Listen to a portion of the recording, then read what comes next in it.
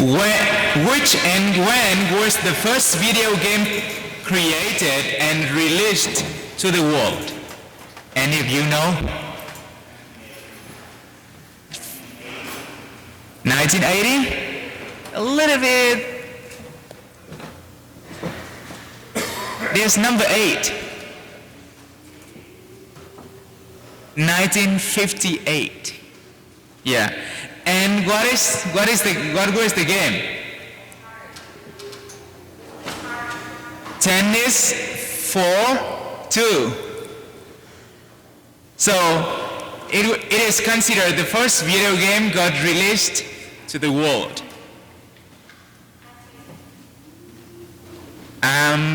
I don't have a lot of knowledge about video game. Indeed, I don't play video game.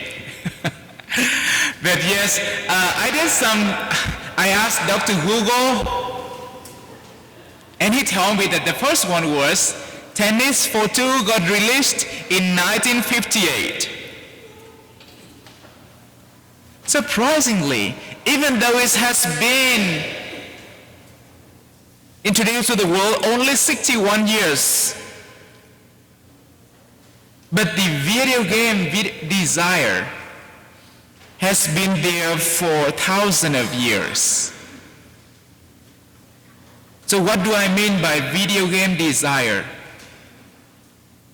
As we all may know, or most of us may know, that one of the reasons that make video games are so attractive to people, especially to youngsters, is that even though it is only happen in fantasy world, they make players feel like they have superior power. Am I right? Yeah.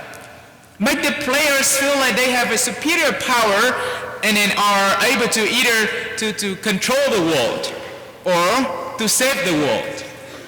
Increase within place of mind the heroic ideal. Make them think that they are very powerful.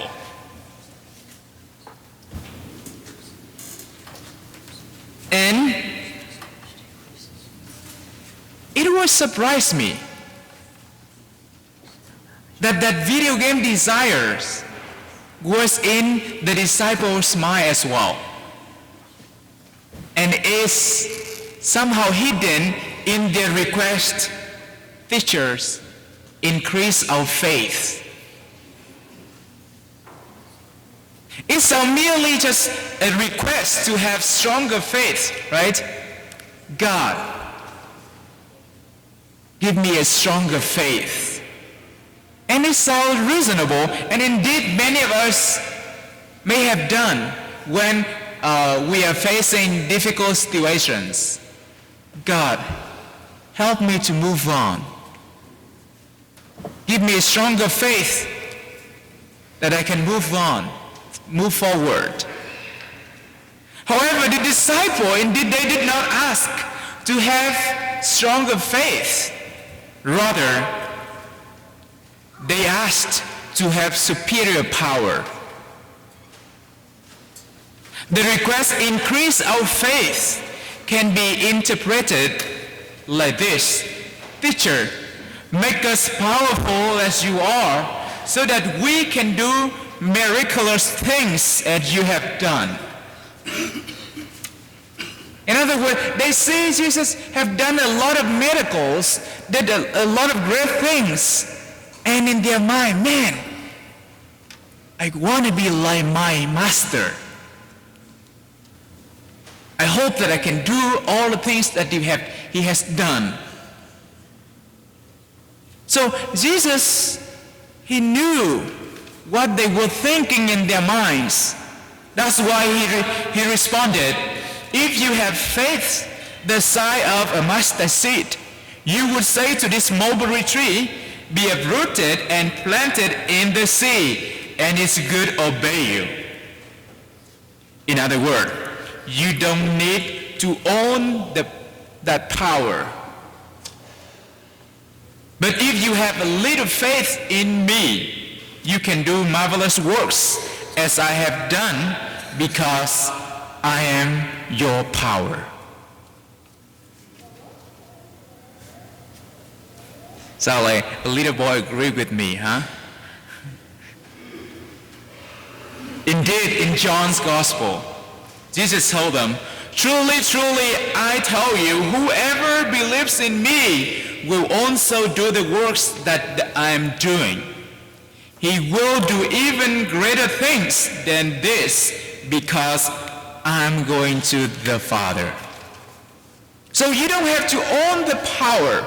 You don't have to have a superior power, have a little faith on me. Then you can tell the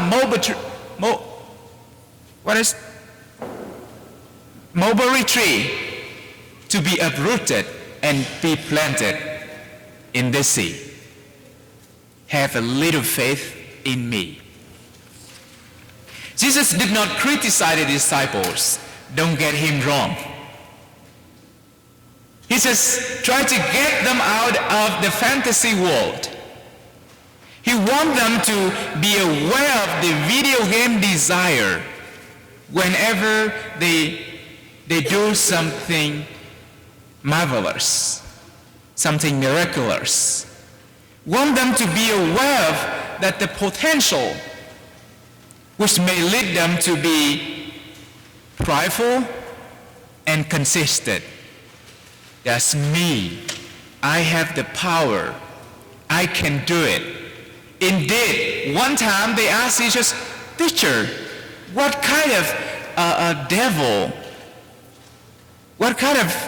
is it that we cannot drive them out?" Remember the time that Jesus took the three disciples, John, Peter, and James, up to the mountain, and when they get down, all the other disciples were struggling with the demon, the mute demon, and they came to Jesus. "What kind of demon is it? Why we could not drive him out?" They want to own that power. But Jesus wants them to be aware of it. When they do something miraculous, it is not them.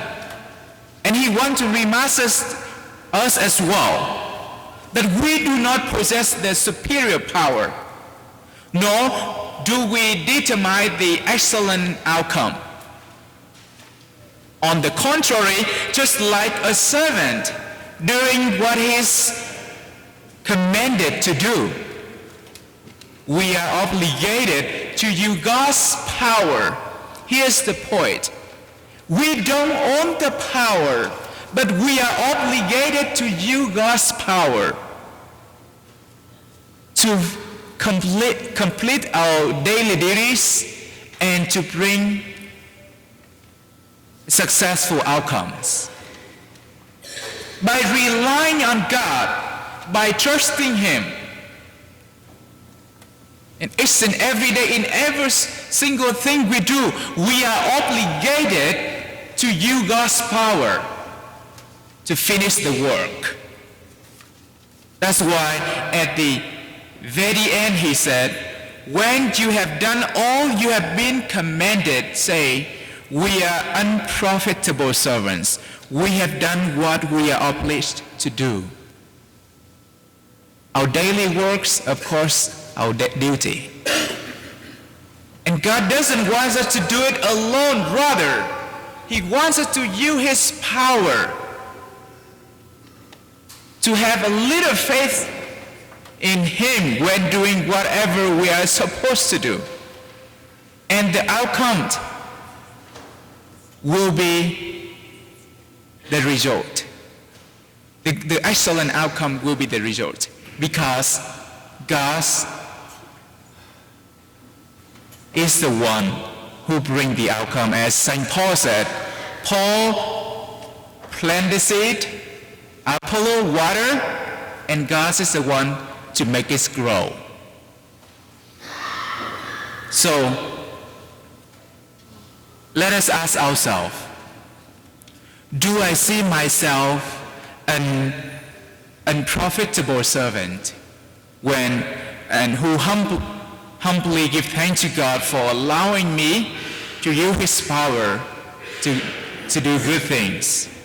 Or am I a video game desire person who gives all credits to myself whenever I do something good? In other words, has we been seeing ourselves as a humble, unprofitable servants who feel the privilege of giving the power, of entrusting to use God's power to bring good outcomes for the sake of us and for others? Or whenever we do something good, we point to use the language of my.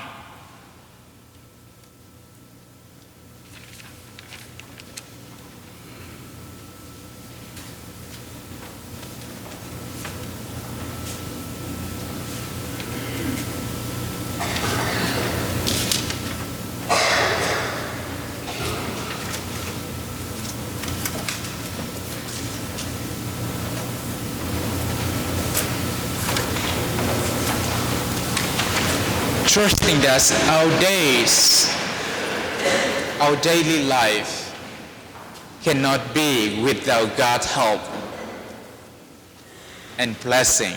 Now let us together profess our one faith in our heavenly. I believe in one God.